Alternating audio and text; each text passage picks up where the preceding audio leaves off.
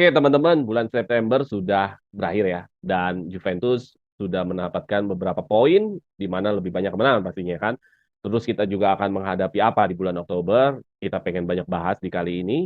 Dan menurut teman-teman, apakah Juventus di bulan September sudah performance yang sebaiknya atau masih terus harus digali performance yang bagus? Gua rasa pasti akan ada kritik minor ya, karena ada satu game yang viral ya, satu game yang lumayan cukup viral. Tapi sebelum banyak nanti gua omongin tentang Juventus di bulan September ya, tentang match-nya tentunya. Nah, kita pengen kenalan dulu.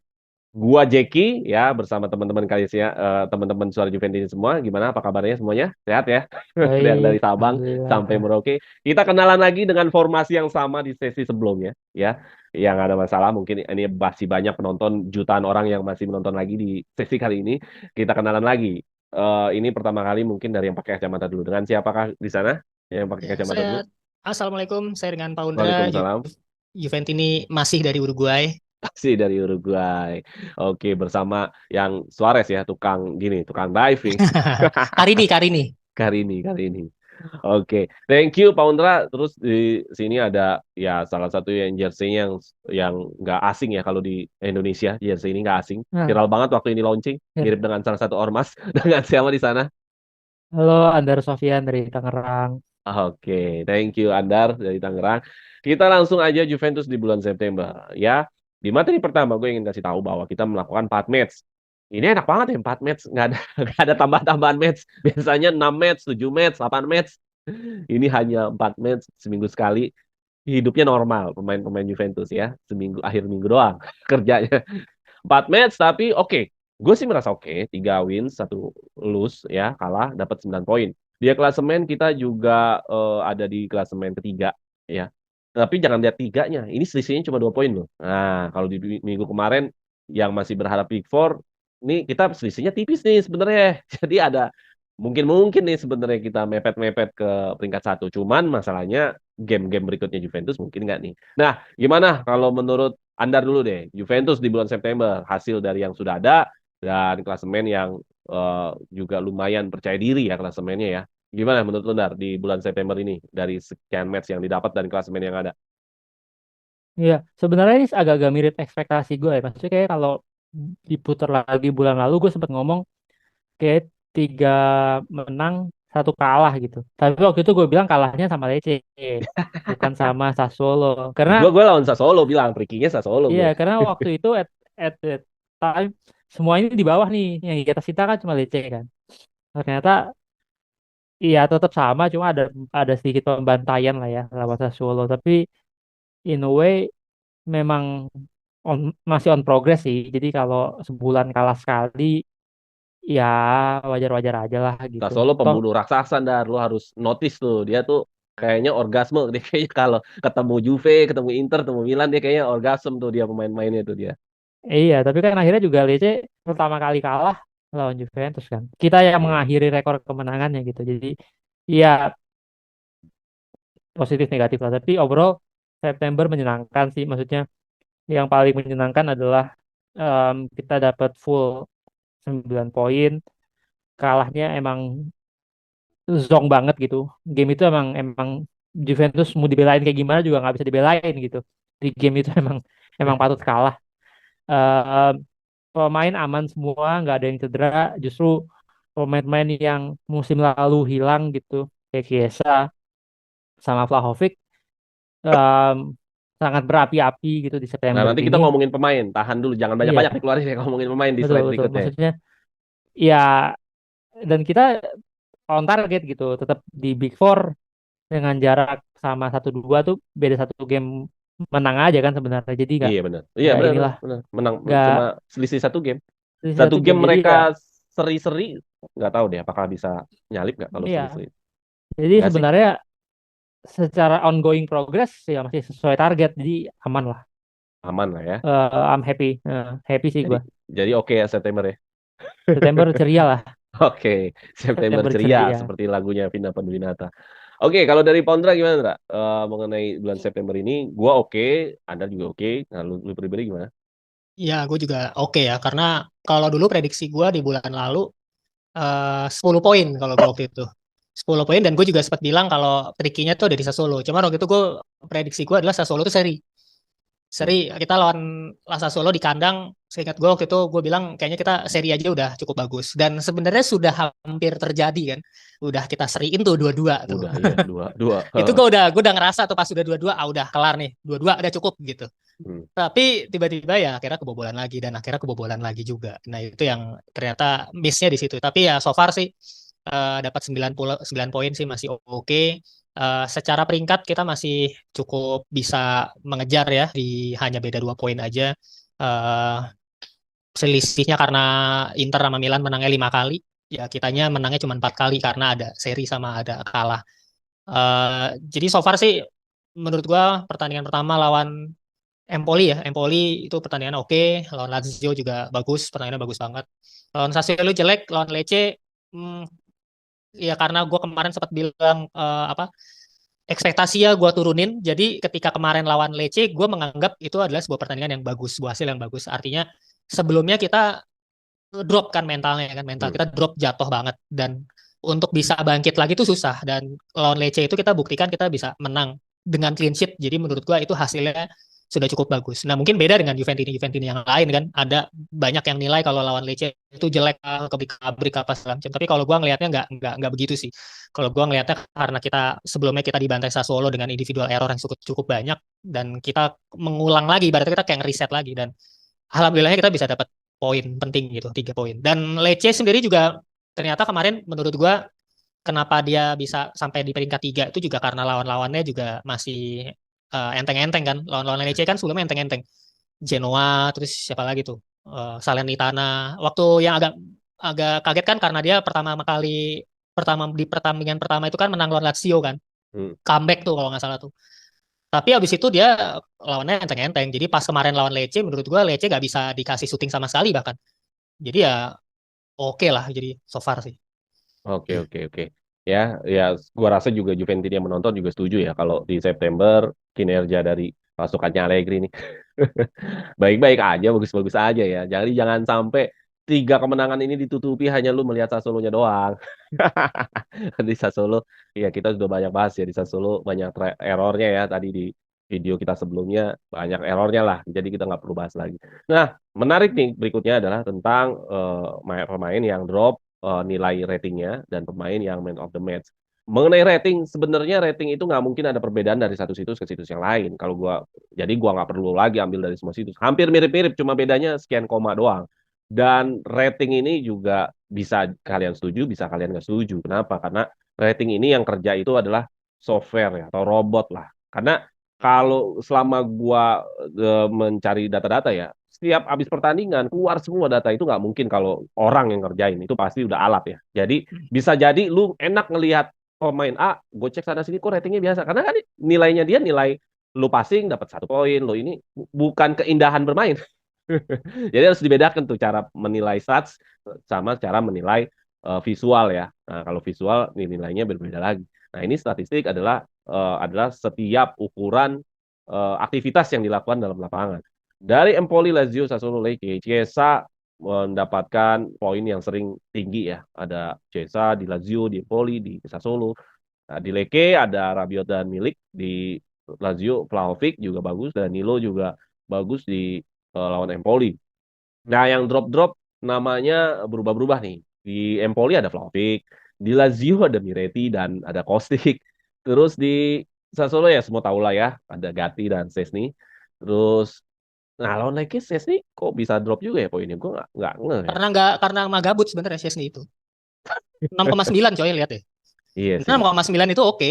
Cuman karena Iya. dia gabut gak diserang, Ya, jadi dia gak ada nilainya. Chiesa gue rasa jadi kalau gue punya anggapan gini ya, kalau back selama dia nggak blunder, poin lu pasti bagus.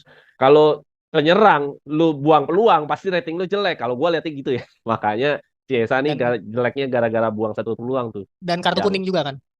oh ada kartu kuning. Ada kartu kuning tuh. Gue nggak ngerti berarti itu. Kalau gue ngehnya yang 1 peluang, tahu kan lo, yang dalam kotak penalti. Ya. 95% gol harus itu. Iya. Nah, gimana Ndra, lu melihat pemain-pemain yang ratingnya raportnya bagus sama raportnya paling jelek? Gimana?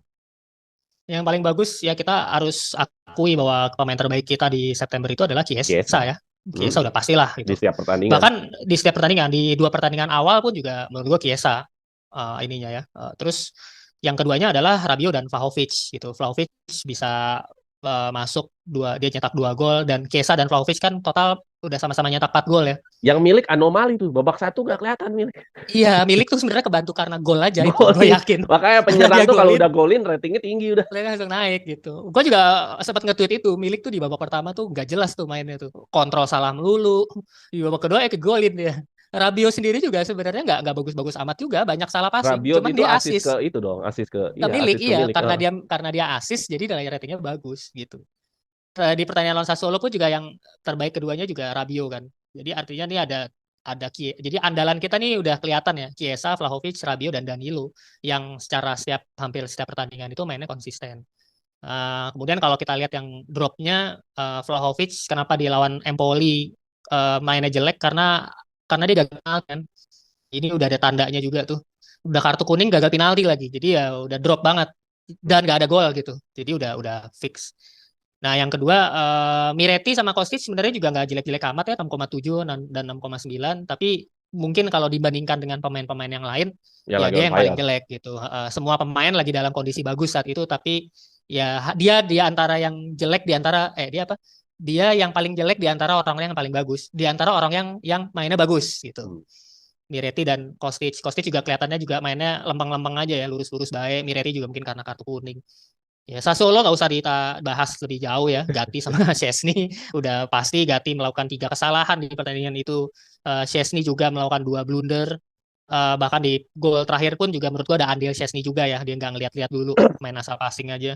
Decision makingnya yang jelek, harusnya dia bisa umpan ke depan, malah dia kasih Gatti yang posisinya paling jauh gitu dari sekian Iya, banyak gue opsi. nggak bisa sepenuhnya Gatti. Memang ada dua Iya orang gitu. itulah. Ada andil Tinggal Szczesny gini. lu mau kasih berapa persen di Gatti dan berapa persen di Iya, Szczesny. iya. Kesalahan terbesar udah pasti Gatti, tapi Szczesny juga ngaco juga gitu. Lo ada orang dekat gitu kan, Fajoli kenapa lu oper dekat, atau lo umpan jauh sekalian. Ini posisinya Umpan udah jauh lah, itu kan menit terakhir. menit-menit terakhir gitu. Umpan jauh ngapain lo kasih ke Gatti? Gattinya kondisinya bisa di press juga. Udah gitu dia nggak langsung segera balik gitu ya.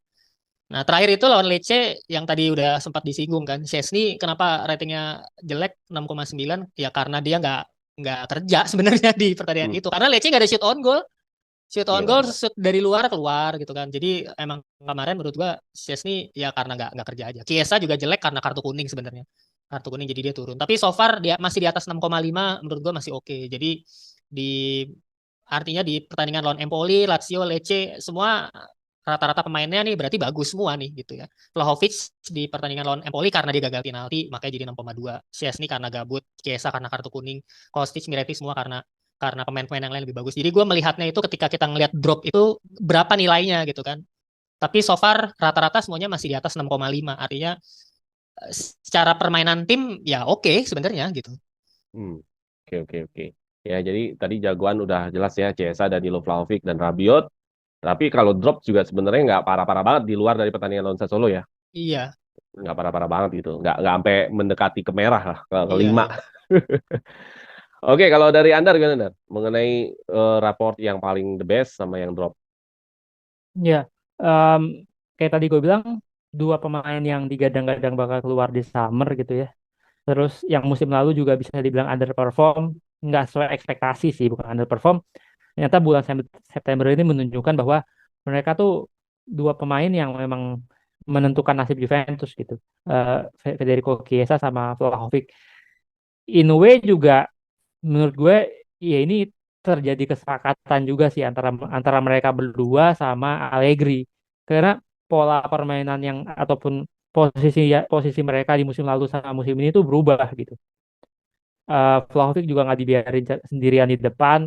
Chiesa juga dikasih posisi yang ya berubah lah sehingga dia bisa lebih lebih bebas juga jauh dari tekanan lawan sehingga dia bisa punya lebih banyak peluang dibanding musim lalu.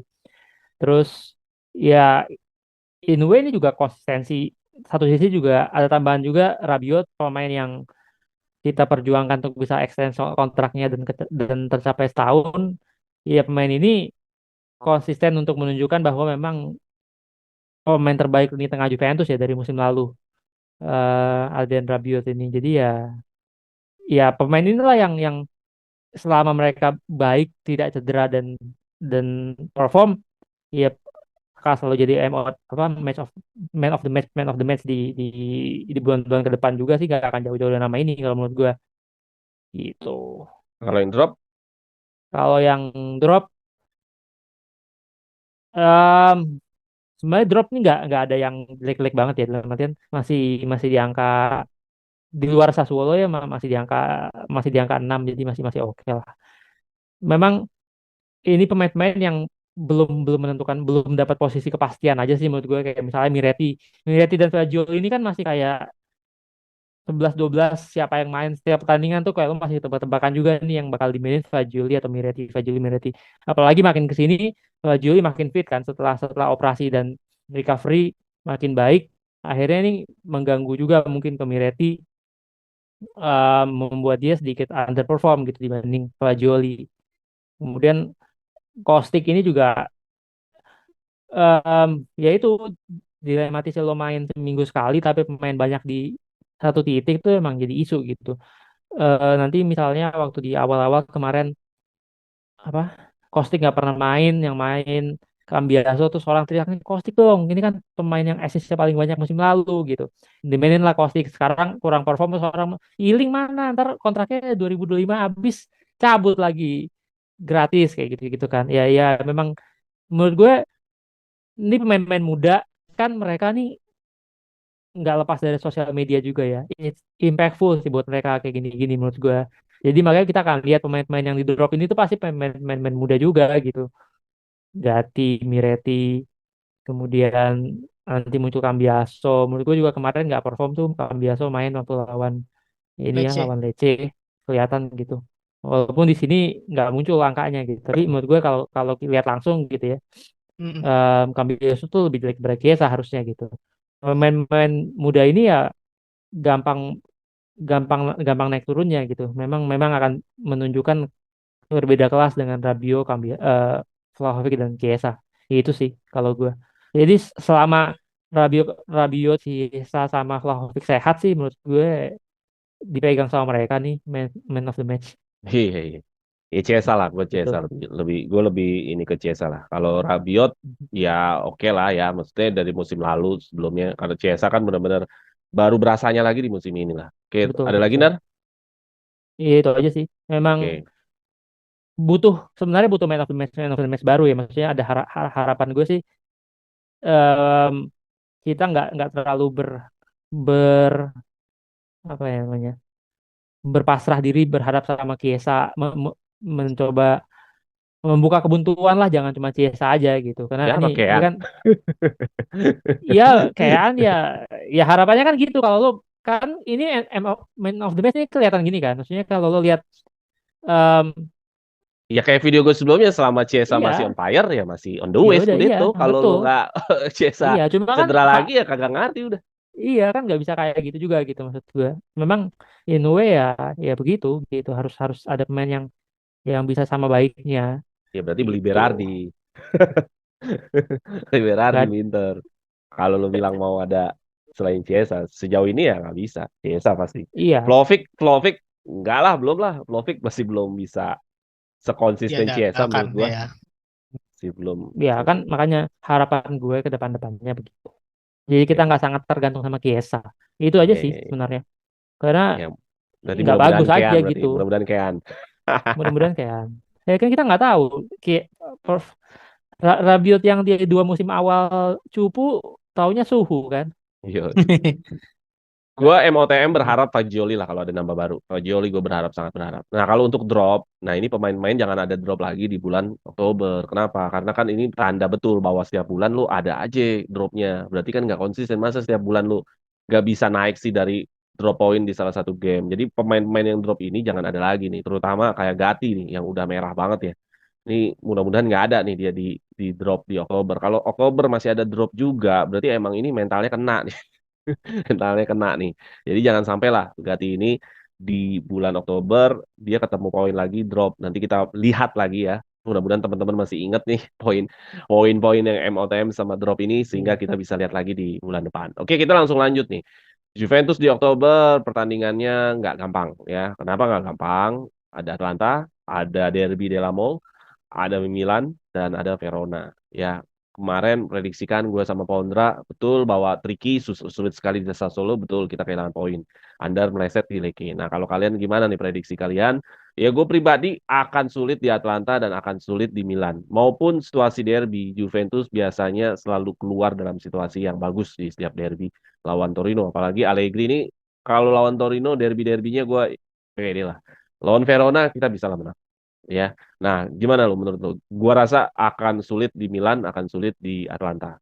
Nah, kalau dari tadi udah under duluan ya, berarti Pondra gimana Ndra? Di Oktober Ndra? Iya, Oktober sama ya, gue sependapat juga nih pasti beratnya di Atalanta sama AC Milan. Udah gitu kita mainnya di tandang lagi. Atalanta tandang, AC Milan pun tandang juga. Ya, kalau kita bisa ambil seri di dua pertandingan ini aja sebenarnya udah cukup bagus. Apalagi menang ya. Semua kembali ke ekspektasi. Ekspektasi kita mau kita sampai mana nih? Kalau gue ekspektasinya ya seri aja itu udah hasil yang cukup bagus lawan Atalanta dan lawan AC Milan. Tapi kita kuncinya harus bisa menang lawan Torino dan juga lawan Verona. Jadi kalau misalnya maksimal poin, menurut gue prediksi gue sih di 8 ya, 8 poin ya. 8 sampai ya let's say 9 lah, 9 8 sampai 9 poin. Mudah-mudahan besok kuncinya kalau kita besok lawan Atalanta bisa menang, mudah-mudahan bisa ke depannya enak gitu. Itu aja sih kalau mau ini apa ngomongin sedikit gak tentang Atalanta? Iya, boleh deh, boleh. Atalanta Juve. Kalau Atalanta Juve sendiri sebenarnya di dalam beberapa pertemuan Juve termasuk cukup positif ya hasilnya ya. Kita hanya kalah 1-0 waktu pas Allegri di musim yang pertama tuh itu juga golnya dari jarak jauh di flag kalau nggak salah. Terus sama sebelumnya lagi juga kalah ya, 0-1 juga. Tapi so far itu secara head to head Juve itu masih unggul dibandingkan sama Atalanta. Musim lalu aja kita di kandangnya Atalanta kita menang 2-0 kan, yang kita sempat nobar bareng juga sama sore Juventini kan tuh. Kita lawan Atalanta tuh. Oh iya, iya. Jadi menurut gua bisa lah kita ambil kemenangan lawan Atalanta nih. Tapi Atalanta sendiri pun juga tiga pertandingan terakhir lagi menang terus, lagi bagus gitu. Jadi memang harus hati-hati banget sih. Dia kalah di awal lawan Frosinone kalau nggak salah ya. Habis itu sama Fiorentina dia kalah juga. Habis itu tiga pertandingan terakhir itu kalau saya tidak salah itu dia menang terus. Jadi memang trikinya nih di Atalanta pertandingan pertama tandang lagi. Iya, iya, iya, iya. Strikernya sekarang bukan striker, gelandang serangnya yang pemain dari Milan tuh yang lagi bagus tuh, De Ketelaere. Di De Catalan. Ketelaere. Sama satu lagi, jangan lupa juga kita kondisinya kan kemarin main tengah pekan kan. Hmm. Ini nih takutnya ada keletihan nih, terutama kemarin Chiesa dan Vlahovic juga udah sempat ada kelelahan di otot kan katanya ya. Sempat diragukan main Chiesa sama Vlahovic, terus dan ternyata benar gitu salah satu dari mereka main dari bangku cadangan.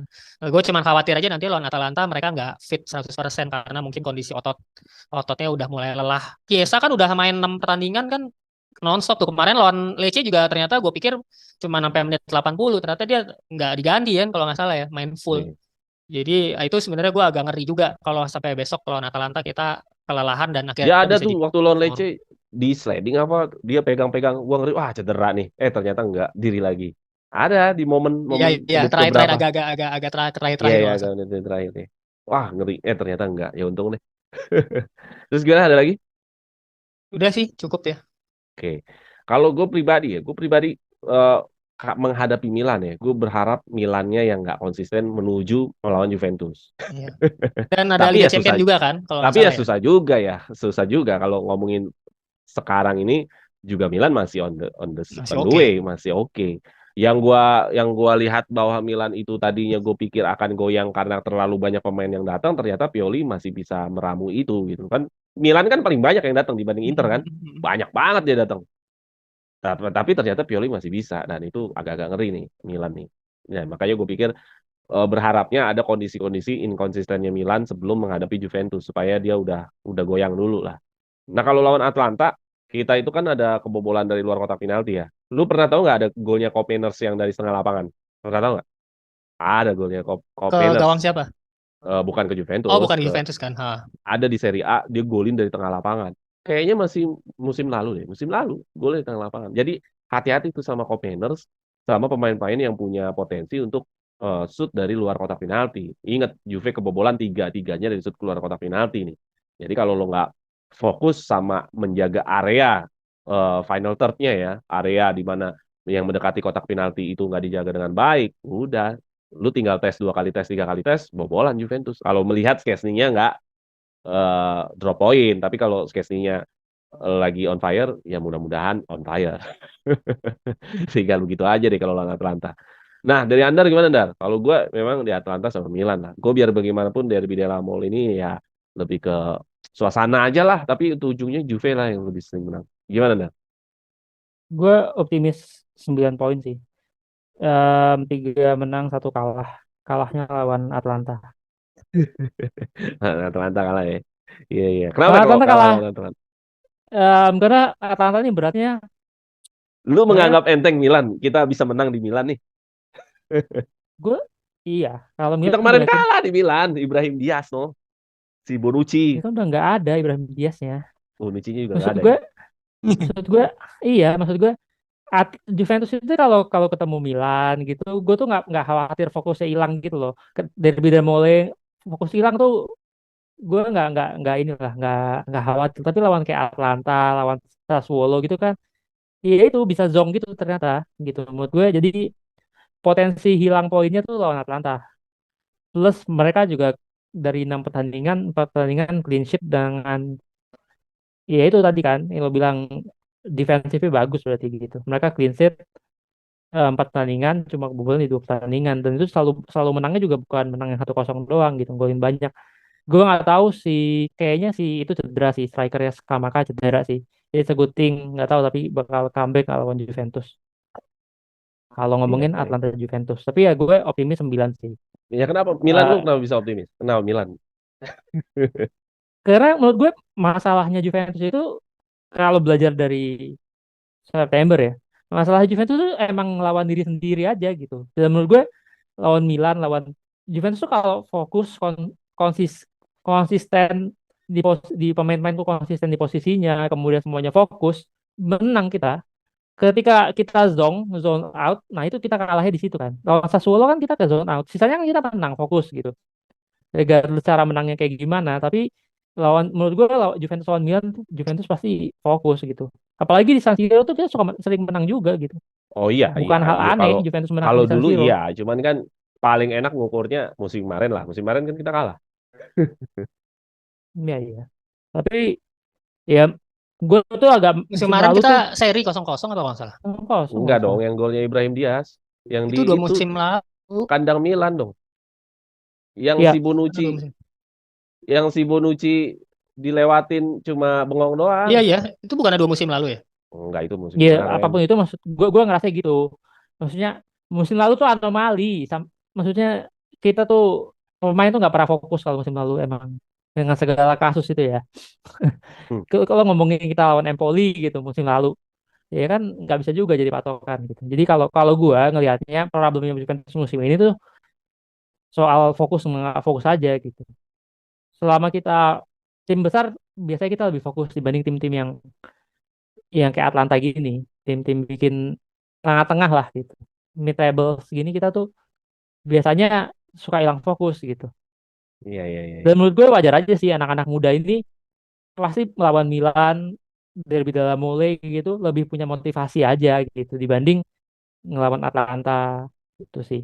Itu sih kalau kalau gue ngelihatnya kayak gitu sih so far ya. Juventus musim ini tuh agak agak kayak gitu gitu. Ini si anak-anak muda ini kayak masih ngeliat, lawan Milan nih, lawan ini gitu, dibanding kayak, oh ya, oke lah Sassuolo masuk aja santai gitu. Excitementnya tuh nggak se nggak sehebat main senior yang setiap pertandingan tuh kayak final UCL gitu, nggak kayak gitu gitu. Kemarin tadi Iya, iya. bilang sama gue kan, Juventus tuh harus sadar bahwa semua lawan itu, gue lupa siapa gitu yang nge-tweet ke gue bilang pemain Juventus harus harus sadar setiap pertandingan Juventus tuh kayak final UCL gitu. Tapi pemain-pemain ini kan nggak pernah ngeliat final UCL, boro-boro final CL. UCL, main di UCL juga jarang masih kan. Jadi mereka tuh nggak tahu gitu. Jadi mereka excitementnya menurut gue masih di level yang kalau lawan tim gede ya sama derby-derby inilah gitu. Iya, punya mental juara tapi nggak pernah juara. Iya gitu. Disuruh punya Jadi mental juara tapi nggak pernah juara. Terus bagaimana bisa tahu mental juara? iya makanya jadi menurut gue sih titik mengkhawatirkan buat gue itu justru Atlanta gitu. Oke. Tapi kalau Atlanta kita lolos ya bisa 12 poin aman. Iya, iya, iya. Ya, gue tadi melihat bahwa Atlanta memang sulit ya, tapi mudah-mudahan nggak kalah ya. Gue berharap betul bahwa bisa di angka 8 poin ya, 8 poin ya cukup oke menurut gua. Di Milan kita bisa draw, di Atalanta bisa draw, di Torino sama di Verona kita bisa menang. Cuman gue berharap juga di Milan bisa menang juga karena menang melawan Milan kan punya sorotan ya. Juventus pasti akan dibahas lebih banyak di akun-akun di luar Juventus. Iya. Dan maksud Apalagi gue ya kalau itu juga yang heeh. apalagi kalau yang golin Chiesa misalkan segala macam. Pasti akan lebih banyak kayak akun-akun Twitter besar kayak Extra Time apa segala macam membahas Juventus kalau lo bisa menang lawan Milan ya. Nggak Gitu tahu. lebih lebih banyak dapat sorotan lah kalau lo bisa menang lawan Milan. Tapi ya gue juga nggak bisa menutup mata kalau Milan masih kuat. Milan masih kuat. Iya, Ya iya. terbukti dia ada di atas kita Dua kan. dua pertemuan kemarin ternyata kalah kita 2 kali. Nah, Ya, hah? 2 kali. 2 kali. Yang di kandang kita Emang kalah 1-0. itu siapa yang golin? Giroud kalau nggak salah. Oh, Yang iya udah lupa gue. terakhir-terakhir kita udah kena kasus kan. Lupa Iya gue. Habis kalah makanya. lawan Empoli, habis itu Ya kita bener kan kalah. yang kalah yang pertama yang sama Yang pertama yang Ibrahim sama Diaz kan? Bonucci, ya benar-benar. Yang kalah Iya, 2-0. Ibrahim Iya. Diaz. Iya makanya tapi musim lalu tuh buat gue ya gitu nggak inilah beda banget lah Juventus musim lalu sama musim ini so far ya kecuali tiba-tiba ada apa-apa lagi nih kan so far sih setelah semuanya aman berdamai Pelebergen diterima kita baik-baik saja ya masalahnya tinggal di pemain sih kalau gue ngelihatnya ya itu motivasi pemainnya tuh beda-beda gitu setiap pertandingan berasa gitu kelihatan Iya, iya, iya. gua Ya kalau dan gue kalau nggak bisa menyalahkan pelatih soal itu sih karena emang pemain kita masih muda-muda banget sih. kalau Juventus bisa ngelewatin Atlanta dengan smooth, dengan lancar, ya bisa menang. Gua rasa tracknya akan lebih enak ke Empoli, ke Torino, ke Milan. Tapi kalau di Atlanta yang kalah, sebenarnya agak-agak ngeri-ngeri sedap juga tuh ngebangunin mental lagi lawan Torino ya, walaupun di kandang sendiri. Gitu. Jadi gue berharap jangan sampai kalah lah lawan Atlanta. Ya 8 poin lah kalau gue, 6 poin, 6 poin, 2-2 tuh. Gue juga nggak pengen kalah lawan Milan. Karena itu Gue ya ya pasti kita di roasting lah kalau kalah sama Milan. iya, gue tetap di angka 9 poin sih. Oke. Pondra ada terakhir? Udah cukup. Cukup ya. Oke teman-teman, itu tadi ya Juventus di bulan September dan ranking-ranking di raport dari pemain-pemain yang man of the match sama yang poinnya drop. Ya bahwa yang drop ini sebenarnya nggak semuanya jelek, sebenarnya masih masih oke hitungannya. Mungkin di Sassuolo aja yang ngeselin ya. Dan yang rankingnya oke itu ya Chiesa menjadi wajah Juventus hari ini. Kalau zaman dulu Juventus ngomongin Del Piero, Buffon ya hari ini Juventus ngomongin Chiesa. Kalau nggak salah Chiesa itu kemarin udah di apa di tag buat FIFA ya, cover FIFA ya. Iya nggak sih? Game FIFA Oh, nggak tahu gue. lupa gue. Ada, ntar gue cari lagi nih. Ada dia udah nunjukin gitu game FIFA covernya dia. Kayaknya belum launching sih. Kayaknya sih kayaknya sih bakalan bisa ke sana. Nah, untuk di Oktober, teman-teman sepakat nih kita bertiga nih, Atlanta ini akan sulit ya. Cuman sesulit-sulitnya memang masih positif, bener juga apa kata Pondra, emang menang juga sih. Cuma hanya Andar aja yang bilang di Milan kita akan menang. Nah, gue juga sebenarnya pengennya menang, cuman ya Semua pengen realita menang pasti. Iya, semua re- pasti re- pengen menang. Tapi kan realitanya realistis. juga nggak Feeling-feelingnya, gampang. iya. Iya, Feeling-feelingnya nih kayaknya. nggak gampang lah Iya. intinya, nggak gampang lah gitu. Oke, itu aja dari teman-teman. Terima kasih sekali lagi Andar dan Pondra ya mengenai Juventus di bulan September dan prediksi kita di bulan Oktober. Dan teman-teman Sore Juventus ini, bagi yang sudah sampai nonton di titik ini, jangan lupa subscribe, jangan lupa share, dan jangan lupa di like. Dan infokan kepada teman-teman Juventus ini yang lain. Oke, sekali lagi terima kasih Andar dan Pondra. Fino alla fine, Forza Forza Forza Juve. Juve.